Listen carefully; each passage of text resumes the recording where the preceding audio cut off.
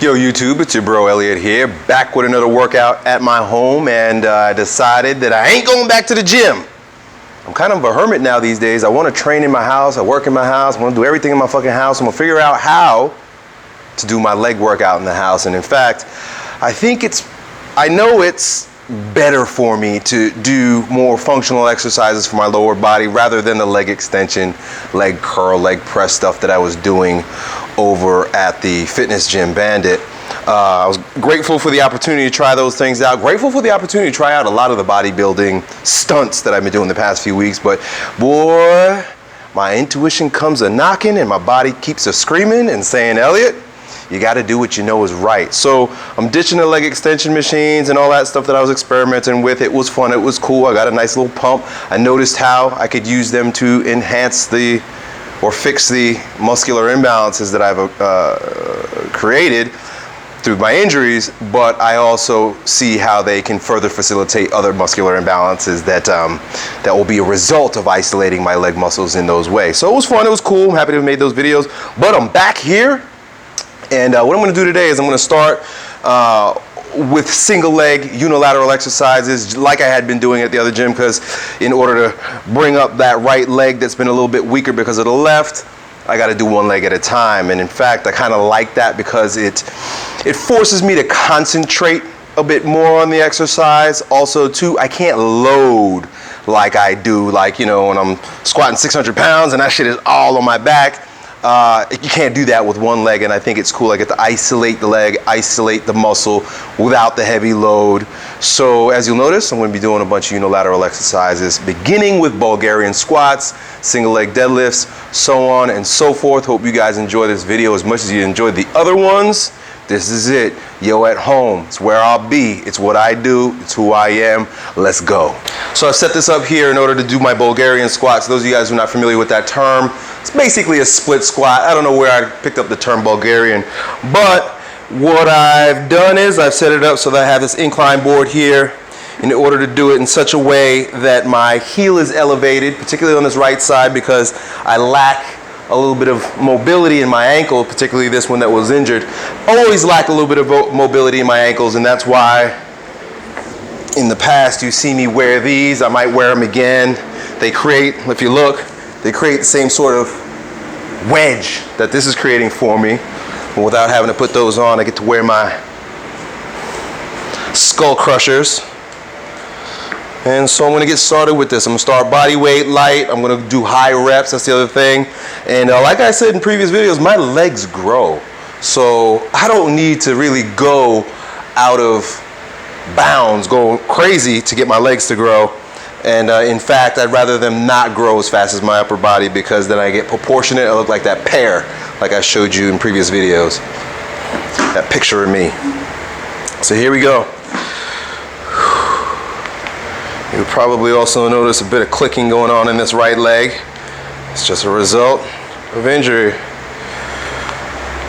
an imbalance. All right.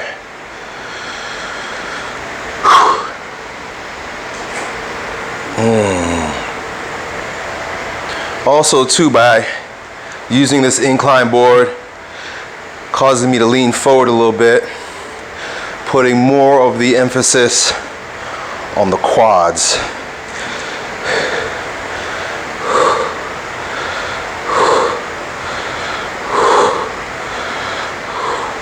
Boy, I tell you, interesting, even though my right leg is my smaller one because of the injury, it's definitely better conditioned than my left. Don't let size fool you.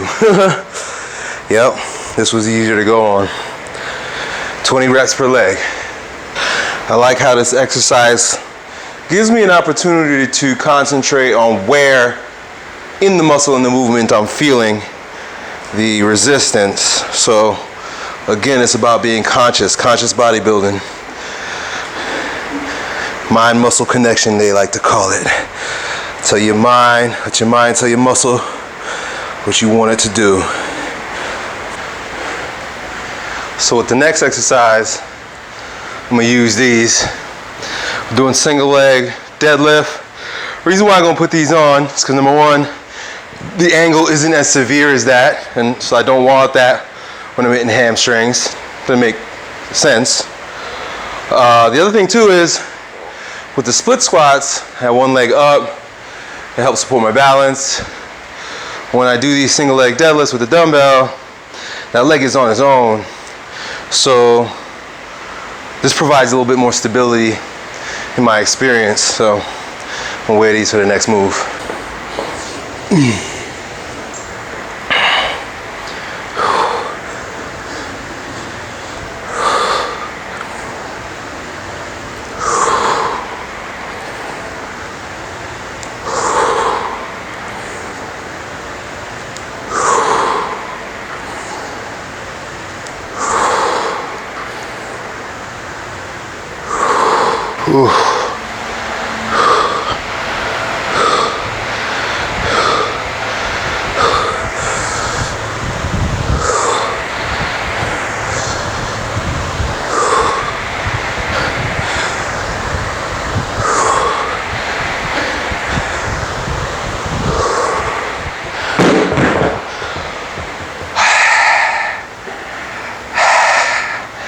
So right off the bat, some of the things I noticed while doing this exercise,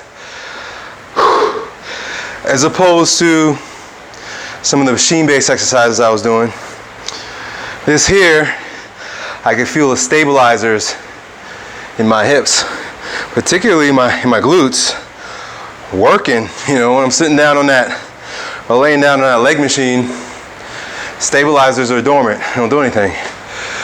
I mentioned in previous videos years ago how by training prime movers in absence of stabilizers, we create these more imbalances, right? We want to move as natural as possible to avoid dysfunction. So that's the first thing I notice. Also too, I'm noticing that because I'm recruiting my stabilizers, any imbalances that I have in the core are being accentuated, right? Because it's not just a leg exercise anymore, now it's a core exercise. Working up in here, obliques and shit. And I totally feel my right oblique over-stabilizing compared to my left.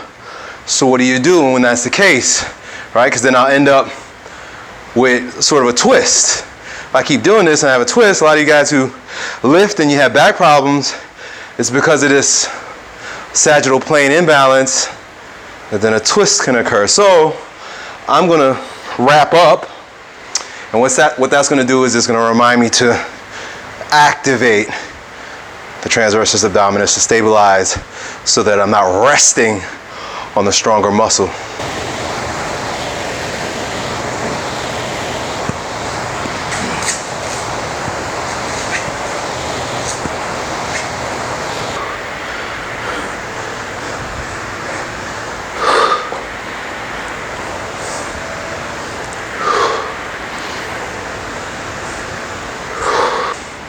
So I just finished up a bunch of unilateral exercises, split squat, single leg deadlift. Feeling like I'm coming close to the end of the workout, because you gotta consider everything that I'm doing it double. Plus, when you do something unilaterally, it places an extra load on the nervous system because you gotta stabilize, right? You're on one leg, it takes more energy.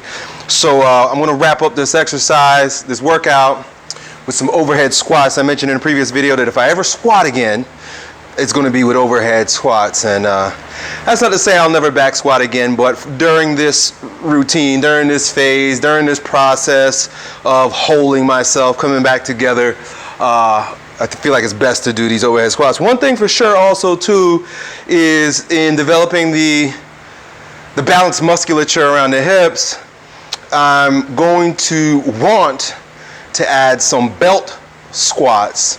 And you may be familiar with these, where you see people wrapping their thighs up with a belt or a band, pushing their thighs out on the band in order to activate the glutes, external rotators, while they're performing squats. This is one of the staple exercises and corrective exercises, routines that I've used for many years. But I don't have a belt, I don't have a band, but I do know Mark Bell from Super Training creates those. So I just went on Amazon and bought one of his slingshot no slip grip bands for my thighs. I'll be using that for the next workout. So big shout to Mark Bell. He and I have been going back through email for probably a year or so. Maybe I'll make it out to the West Coast one day and shake his hand for creating some pretty cool products. By the way, we do have some of them at Strength Camp. I'm here now, so that's that.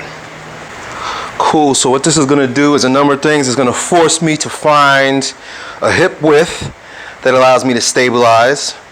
And it's also gonna force me to maintain a neutral spine in this compromised position. A lot of times we got really tight lats, tight shoulders that don't allow us to extend fully over the top here. If you do yoga, you do downward dogs.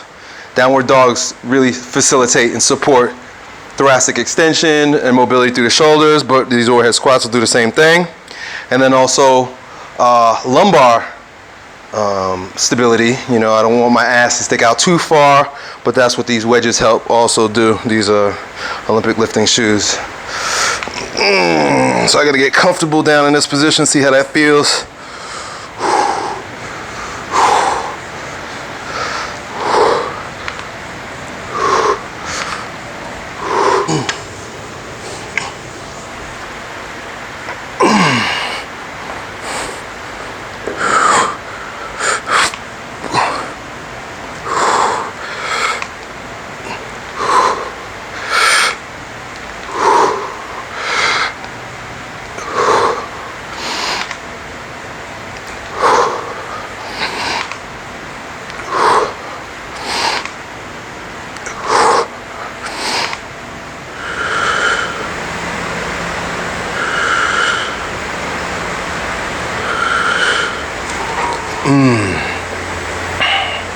So I found this to be a better alternative to strengthening my calves than, you know, the machine before. I think I was using too much load. This here, because it's on that rounded thing there, I really get a good stretch and extend. I use this pad here to protect the bones of my feet, tenderfoot. And also too, you know, in order to bring this right calf up, it looks like I'm doing both legs at the same time, but I'm concentrating on using this right side to push off. This side is really just stabilizing. I can't get nearly as many reps if I'm not stabilizing with this side, which, you know, I want those reps. And also too, when I do it on one leg, the balance is a little off. So I go back and forth between using one leg and two legs, but just so you know there, you know, the real effort here is to bring up this right leg. You can even see on the inside here, it's a little flat. That's because I'm needing to push off my toe a little bit more. I could even feel it.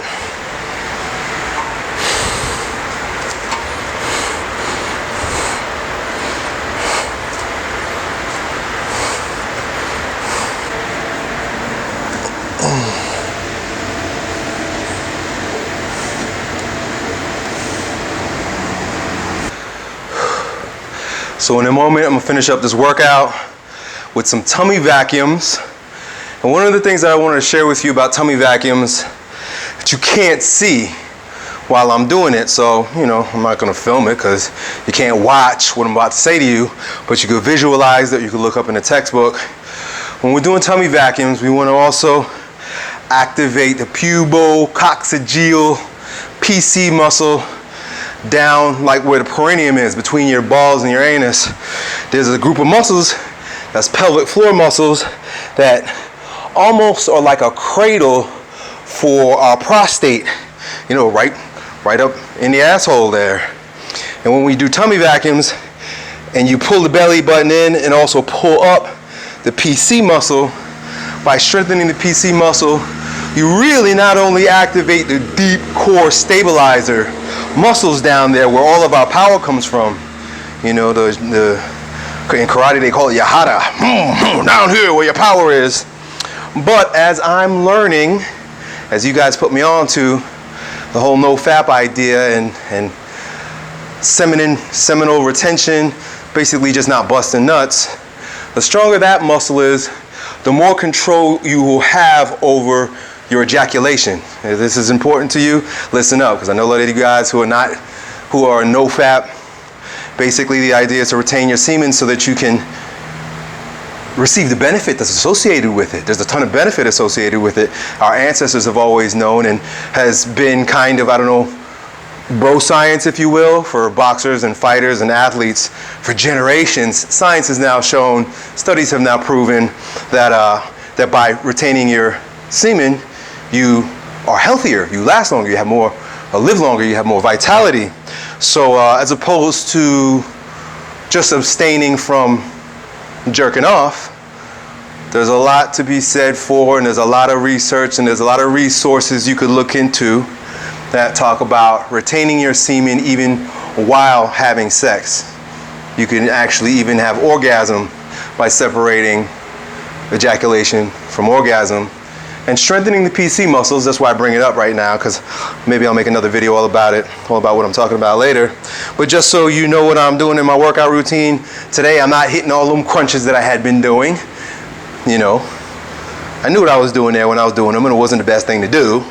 Going back to training the deep abdominal stabilizers, training the transversus abdominis, pulling up on that root lock muscle, the pubococcygeal muscle, for strength, for aesthetics, and for some serious stroking without busting nuts. So I hope you guys enjoyed this video. I'll talk to you next time. Done.